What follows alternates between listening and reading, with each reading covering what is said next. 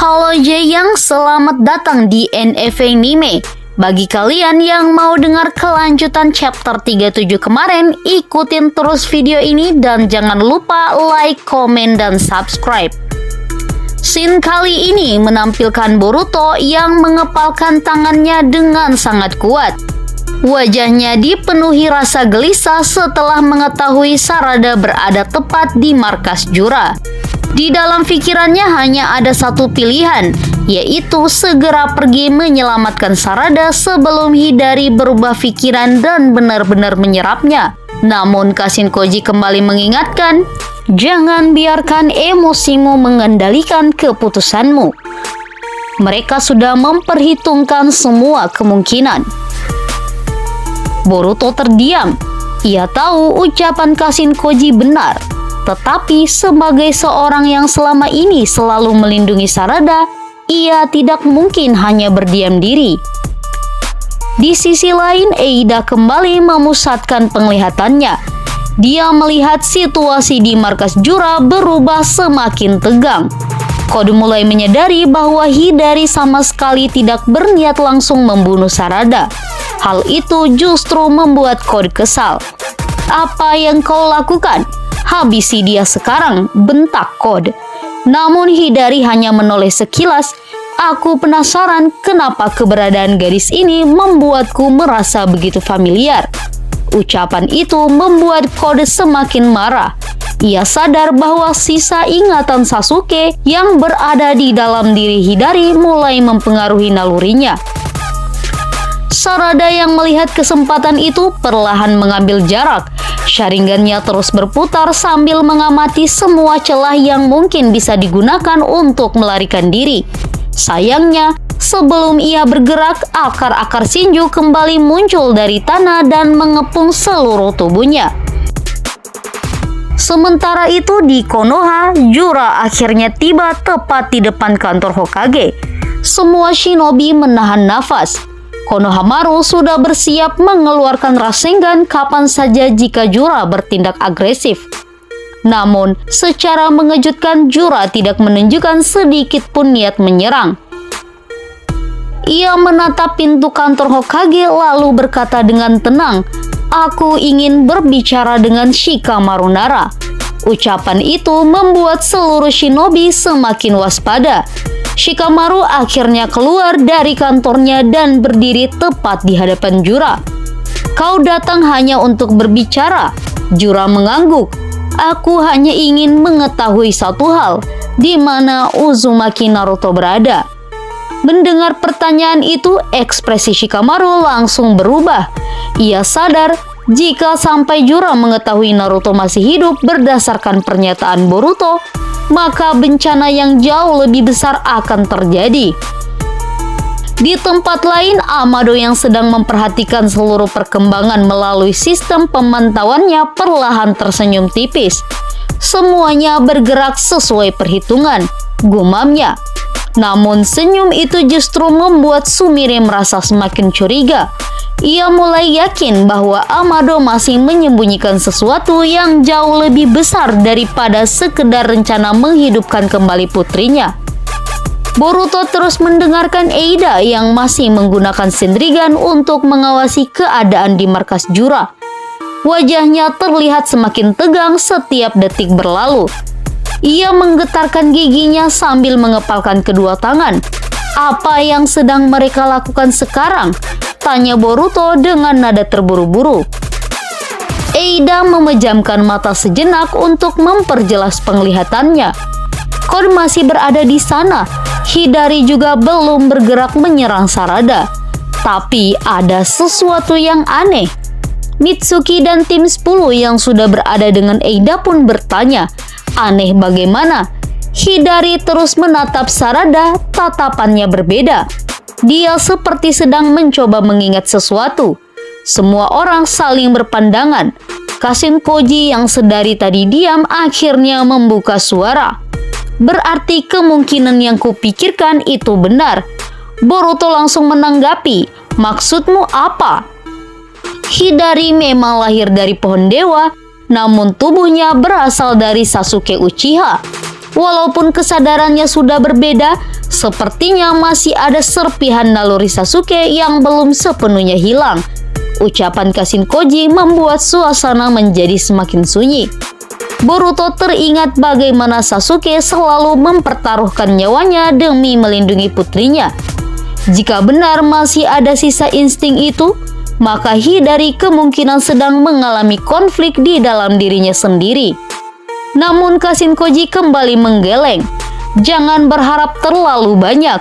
Naluri itu mungkin hanya bertahan sesaat. Di markas Jura, Sarada masih berdiri di hadapan Hidari. Tatapan keduanya saling bertemu.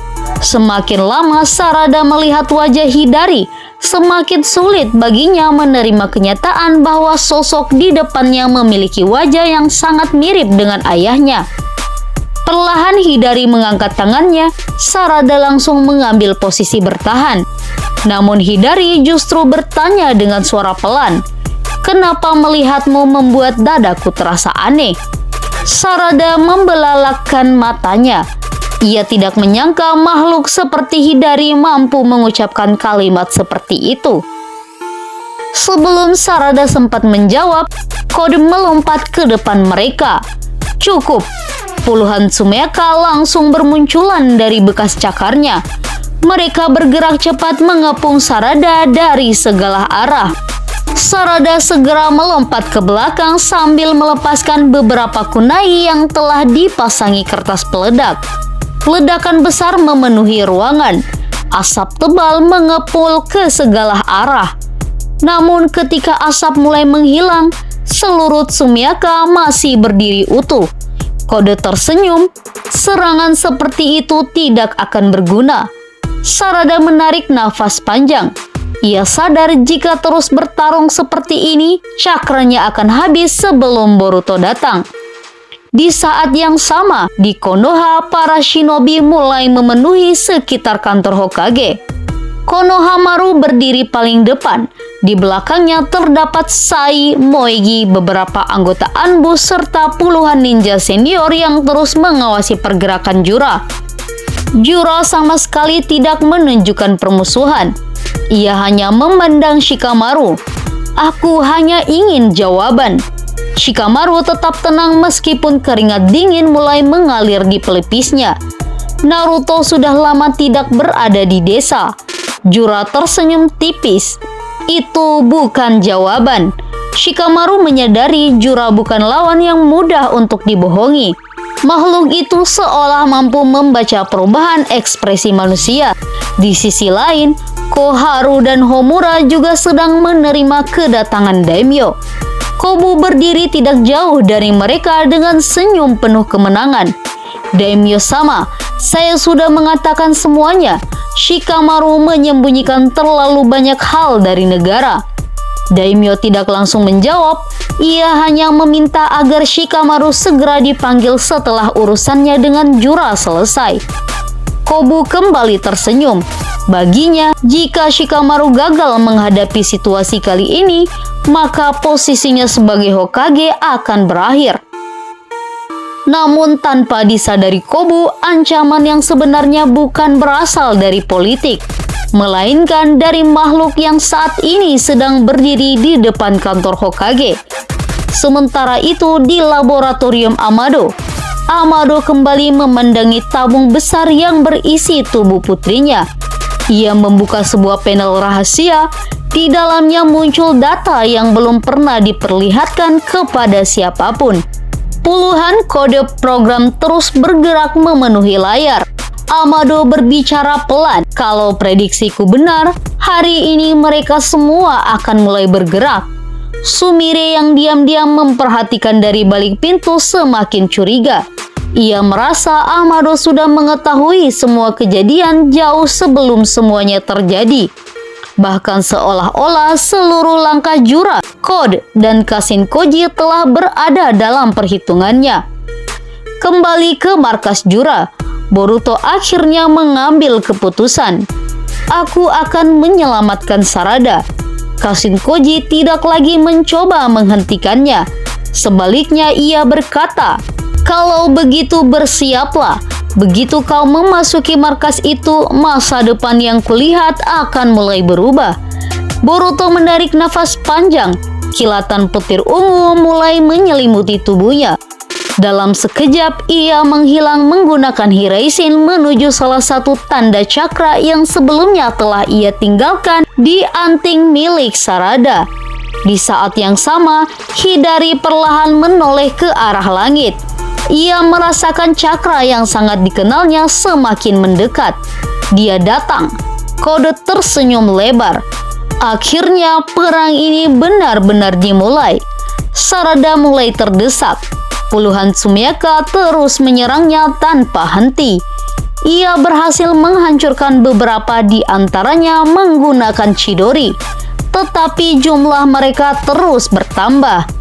Nafas Sarada mulai memburu. Dalam hati ia bergumam, "Aku tidak boleh menggunakan Mangekyo Sharingan lagi, kalau bukan dalam keadaan benar-benar terpaksa."